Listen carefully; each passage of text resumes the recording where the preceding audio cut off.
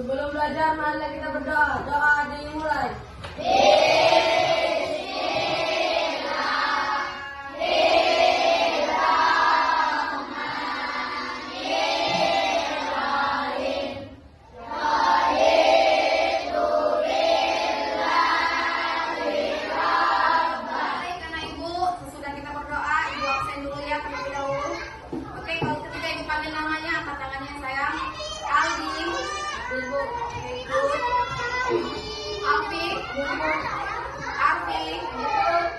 Assalamualaikum warahmatullahi wabarakatuh. Waalaikumsalam warahmatullahi wabarakatuh. Apa kabarnya sayang?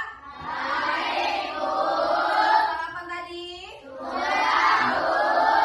Sudah sarapan, sudah jajan, harus semangat belajarnya. Ya, hari ini kita belajar apa ya?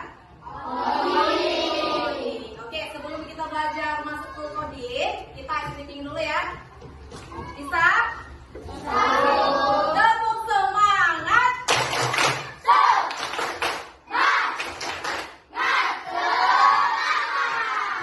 Tepuk kencang.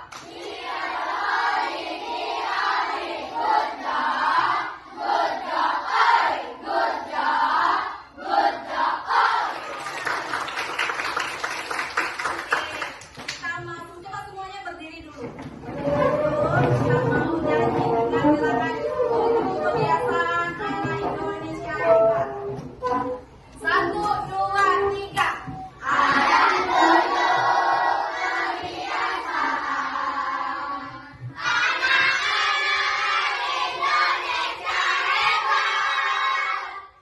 tidur pagi,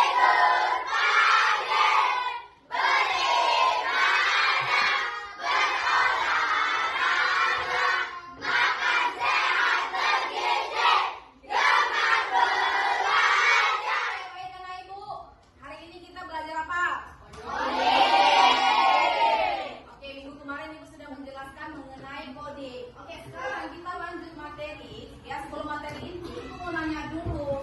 Ya, kira-kira jika kamu melihat ada pola angka 2, 4, 6, dan 8, ya, lalu titik-titik, angka berapa yang kira-kira akan muncul selanjutnya? Ayo, ini mengenai pola. Ini sangat mudah. Ya, dalam matematika juga. Ayo, siapa? Ayo, Bu. Tapi Julita. Angka 10. Angka 10. Betul, Ibu? Betul. Kira-kira kenapa ya angka 10 jawabannya Julita? Karena Kelipatannya berapa? lipatannya dari 2. Ya, 4. Tambahan 2. 2 tambah 2, 4. Ya. Terus lanjut. 4 tambah 4 tambah 2. 2 jadi 6. Ya. 6 tambah 8 jadi 10. 6 tambah 2 jadi 8. 8 tambah 2 jadi 10. Ada ya. Ya, namanya 2 kelipatan kedua ya. Oke, jadi ini kira-kira ini disebut dengan pola ya. Nanti kita masuk ke materi ini. Apa sih hubungannya pertanyaan ini sama dengan materi kita? Oke, yang ketiga, ada pertanyaan ketiga. Jika kamu ingin membuat mie instan, langkah-langkah apa yang harus kamu ikuti agar mie-nya matang? Siapa yang pernah buat mie instan di rumah? Angkat tangan semuanya, ya kan? Cara buat mie instan mudah nggak, Nak? Kamu mau jawab ini? Oke, gimana caranya, sayang? Angka pertama didihkan air. Didihkan airnya, kemudian apa? Angka kedua masukkan mie. Masukkan mie-nya. Masukkan mie-nya, kemudian ketiga mie dan bumbunya. Masukkan bumbu. Oh, bumbunya, oke. Lanjut. Angkat mie dari panci pada makanan disediakan. Oke, sangat mudah bukan?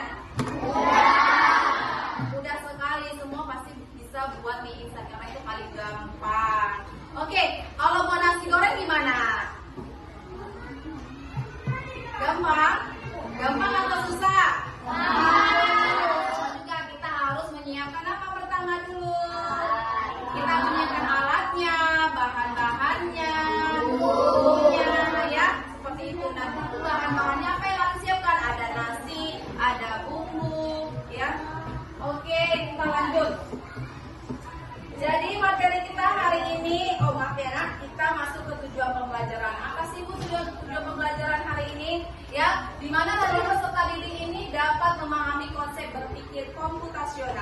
Yang kedua itu peserta didik dapat mengenali prinsip-prinsip konsep berpikir komputasional. Yang ketiga nanti menyebutkan contoh-contoh kegiatan sehari-hari kita yang membutuhkan berpikir komputasional.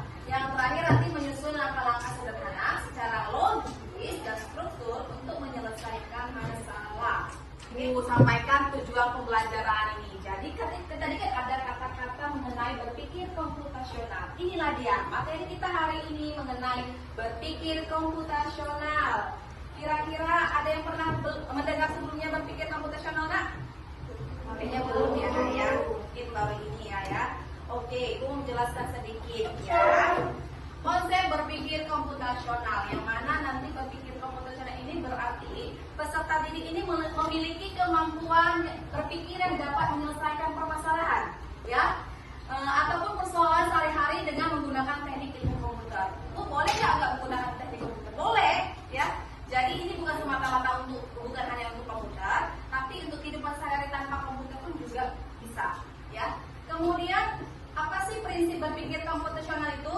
Jadi ada beberapa cakupan, yaitu yang pertama nanti di sini ada dekomposisi, ya. Yang kedua ada nanti pengenalan pola, yang ketiga abstraksi, yang dan terakhir itu berpikir algoritma. Jadi ini adalah prinsip berpikirnya. Ada 4 jenisnya tadi ya.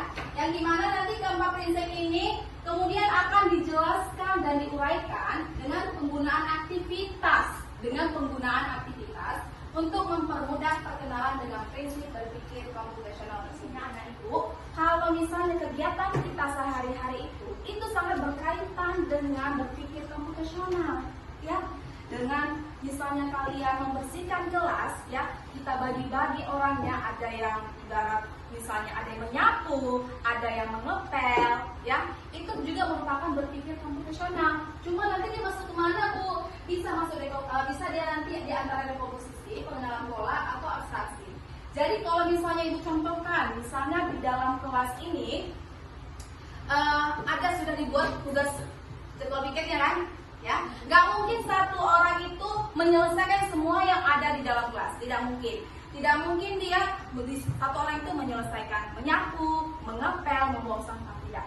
Jadi kita harus buat lagi yang mana tadi, ya, kita bagi-bagi, ya, kita bagi-bagi orangnya, yang mana nanti si Desnita itu misalnya menyapu, ya, si Fatir nanti misalnya mengutik sampah, baru kemudian si Tria misalnya mengepel, ya, kita bagi-bagi. Itu disebut dengan komputasional, ya. Jadi aktivitas sehari-hari itu sangat berkaitan dengan berpikir komputasional, ya.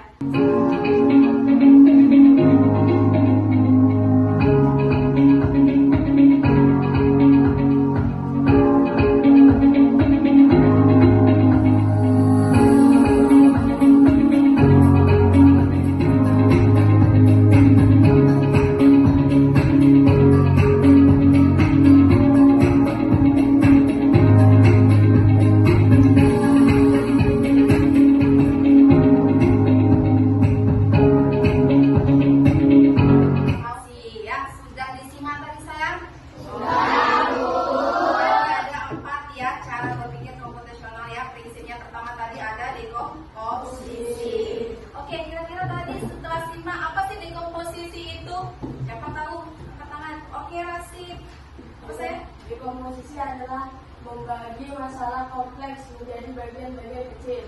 Iya, contohnya apa? Contohnya membagi tugas dalam membersihkan kelas. Oh iya, betul sekali ya. Yang mana dia membagi masalah kompleks tadi, masalah besar, ya. Kemudian mau kita kecilkan. Makanya tadi ada cara menyelesaikan masalah itu secara logis, artinya secara logika. Kemudian dan sistematis, tersusun rapi, nah, ya. Semua sistematis, ya. Yang mana nanti di sini contohnya tadi kan membagi masalah kompleks menjadi bagian-bagian kecil. Contohnya membagi tugas dalam membersihkan kelas. Tadi itu sudah Ibu sampaikan. Jadi tidak mungkin satu orang menyelesaikan membersihkan kelasnya, tidak mungkin. Jadi kita harus bagi, ya. Dimana nanti si Desi kita menyapu, si Alvin nanti mengepel, kemudian si Fatir misalnya tugasnya apa? Membuang sampah. Jadi harus dibagi. Maka ini disebut dengan dekomposisi, ya. Masalah kompleks menjadi lebih kecil. Bisa juga misalnya Allah kita misalnya mau ulang tahun. Kalau ulang tahun apa saja yang mau disiapkan? Apa saja yang mau dipersiapkan? Undangan, kemudian apa lagi? Dekorasinya, kemudian apa lagi? Konsumsinya. Jadi harus ada tertata rapi atau tersusun dengan rapi langkah-langkah itu yang harus disiapkan. Ya, nah, yang mana tadi masalah besar kita kecilkan agar lebih mudah untuk menyelesaikan. Oke, kita masuk sudah. Nah, ini tadi kita sudah melihat cuplikan video. Kira-kira ibu tanya lagi kembali ya. Kira-kira komputasional itu apa sih? Oh iya, apa? Berpikir komputasional tadi apa? Cara menyelesaikan masalah atau persoalan secara logis dan sistematis. Ya, cara menyelesaikan masalah atau cara mencari solusi ya, yang mana secara logis dan sistematis, ya, yang mana nanti bisa dipakai oleh manusia ataupun teknologi komputer ya. Jadi ibu bilangkan bahwa berpikir komputasional tidak semata-mata hanya menggunakan komputer, tapi bisa juga dalam kehidupan kita sehari-hari. Ya, kita masuk dalam bekerja dalam kelompok. Oke, Bu. Ini ada lembar kerja kalian kan? Di sini ada mengenai soal tentang langkah sikat gigi, ya. Jadi kalian gunting nanti di sini gunting satu-satu. Kan di sini ada gambar di bawah ini ada yang di sini ada langkah-langkahnya kan? Kalian buat nomor satunya di sini, nomor duanya mana, gitu, nomor tiganya mana. Kemudian kalian cocokkan ke dalam sini, ya. Masukkan ke dalam kolom yang pertama gambarnya ini dan ada kalimatnya di bawah, itu masukkan, sesuaikan langkah-langkah sikat gigi itu seperti apa ya yang benarnya. Oke, bisa kayak digunting aja satu-satu di kolom ini, satu-satu digunting aja apa-apa. Oke, kemudian dilekatkan menggunakan lem ya, nanti kita presentasikan satu-satu ya. Jadi nanti ada edukasi satu lagi kelompoknya, apanya tugasnya, ada 2 tugas, nanti kita presentasikan yang mewakili kelompoknya. Paham mana Ibu? Paham. Seperti inilah pembelajaran dari berpikir komputasional. Oke, silakan bekerja. Jangan lupa tulis nama kelompoknya. Ini ada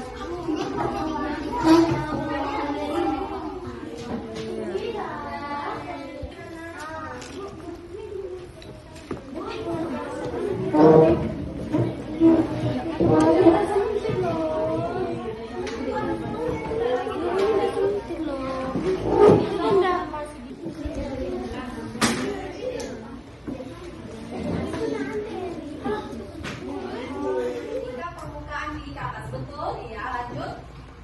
Sikat permukaan gigi bawah. Oke, lanjut. Langkah keempat. Sikat dengan gerakan naik turun. Oke. Gunakan gerakan memutar. Iya, lanjut. Bersihkan bagian lidah. Bersihkan bagian lidah ya. Oke, tepuk tangan dulu buat Aini. Oke, assalamualaikum warahmatullahi wabarakatuh. Waalaikumsalam warahmatullahi wabarakatuh. Saya dari kelompok Tungtung Sahur mewakili teman-teman saya. Langkah mencuci tangan. Pertama, basahi tangan dengan air bersih. Kedua, aplikasikan sabun ke seluruh tangan. Kita sudah mempresentasikan hasil kerja kelompok mereka. Yang pertama apa dulu? Membersihkan tangan. Basahi tangan dengan air bersih. Ya, kemudian aplikasikan sabun ke seluruh tangan. Ya, kemudian yang ketiga apa? Baru gosok kedua telapak tangan dengan erat. Ya, kemudian apa sayang? Fokus pada sela-sela jari. Setelah itu apa? Baru kita bilas dengan air yang mengalir dan keringkan dengan kain ya. Biar nanti cepat keringnya. Paham mana Ibu? Paham. Jadi seperti itulah cara berpikir komputasional ya. Dia mengikuti tentang langkah-langkah ya. Kemudian apa yang dapat kita simpulkan dari hari ini? Apa tadi berpikir komputasional? Cara berpikir menyelesaikan sesuatu secara efektif dan efisien ya. Yang mana kita menyelesaikan masalah ini secara efektif, secara efisien ya, secara benar dan tepat ya. Nanti di mana nanti tadi ada berpikir komputasional itu ada meliputi dekomposisi, pengenalan pola, abstraksi, dan algoritma. Jadi 4 ini yang biasanya kita pakai dalam kehidupan kita sehari-hari. Oke, paham Anak Ibu semuanya? Paham, Bu. Iya, Ibu mau tanya dulu, pembelajaran hari ini susah nggak? Enggak. Menyenangkan bukan? Iya. Ada yang susah, di bagian mana yang susah ya sayang? Tidak ada. Tadi ada dekomposisi, ada pengenalan pola, yang ketiga ada abstraksi, kemudian terakhir apa? Algoritma. Jadi yang terakhir ini kita kerjakan mengenai apa ini ya kira-kira tadi? Masuk ke mana? Di antara 4 tadi masuk ke mana nih? Langkah sikat gigi sama langkah cuci tangan. Masuk ke mana? Algoritma. Oke, paham mana Ibu? Paham ya. Nanti tugasnya Ibu kasih PR-nya mengenai tentang cara membuat jus. Oke, di rumah ya. Oke, terima kasih anak Ibu untuk semuanya. Tepuk tangan dulu buat hari ini.